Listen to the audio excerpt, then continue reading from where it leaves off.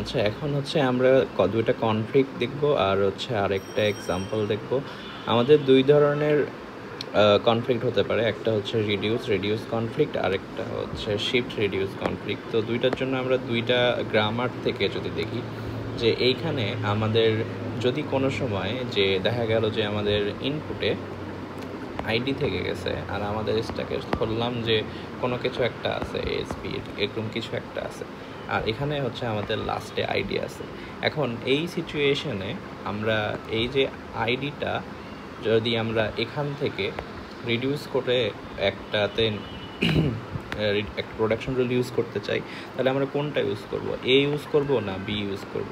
এর জন্য তো আমাদের মানে কোনো রিজিড রুলস নাই, তো তার জন্য যে কোনো একটা হতে পারে, আর দেখা গেলো যে কোনো একটা নেওয়ার জন্য উল্টাপাল্টা রেজাল্ট আসতে পারে।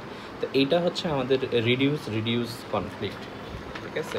আরেকটা হচ্ছে এরকম যদি কোনো সময় হয় যে আমাদের এইখানে যে ধরলাম এখানে আমাদের এই গ্রামার রুলের জন্য এখানে ধরলাম যে কোনো এক সময় টি আছে আর এখানে কোনো একটা সময় আইডি আছে, আর তাহলে এখানে আমার যে এখানে এটা আমি কি করব? এখানে আমি চাইলে হচ্ছে টিকে আমি এখানে টিকে চাইলে হচ্ছে ইতে রিডিউস করতে পারি, আবার হচ্ছে আমার যদি কোনো পরবর্তী সময় আবার টি যদি দরকার হয় আর একে যদি আমি শিফট করে আবার এখানেও নিয়ে আসতে পারি, লাইক টি স্টার এরকম করতে পারি।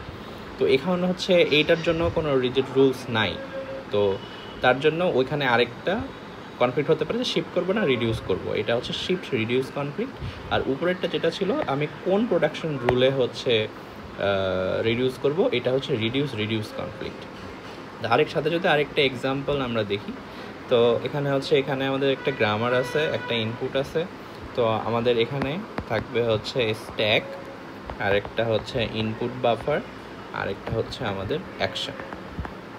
ওকে, তো সবার প্রথমে স্ট্যাকে আমার হচ্ছে ডলার সাইন থাকবে, আর ইনপুটে হচ্ছে আমার যে ইনপুট আছে সেই ইনপুটটাই আসবে, লাস্টে একটা ডলার সাইন যাবে। তো যেহেতু আমার এখন স্ট্যাকে কিছুই নাই, তো আমি সবার প্রথমে হচ্ছে একটা শিফট করব।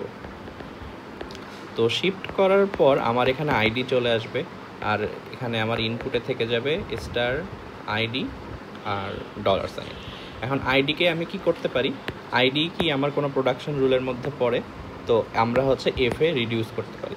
তো তাহলে এখানে আমরা লিখব হচ্ছে রিডিউস। কিভাবে রিডিউস করব? আমরা হচ্ছে এফে রিডিউস করব। তো তখন হচ্ছে আমরা এটা লিখব এফ, আর এখানে হচ্ছে আমার ইনপুটে যা ছিল তাই থাকবে। এখন এইখানে আমি আইডির জন্য মানে এফ কি করতে পারি? এফ হচ্ছে আমরা রেখে দিতে পারি, আবার হচ্ছে রিডিউসও করতে পারি। তো আমরা এখন হচ্ছে রিডিউস করব। তো এফকে আমরা রিডিউস করব টিতে, টি।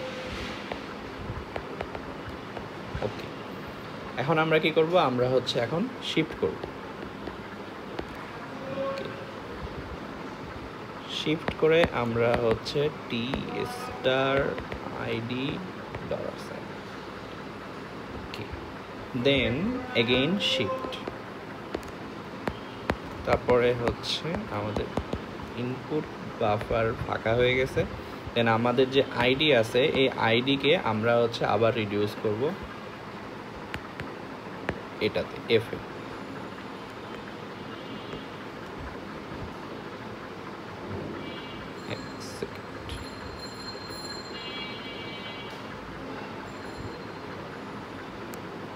ওকে, রিডিউস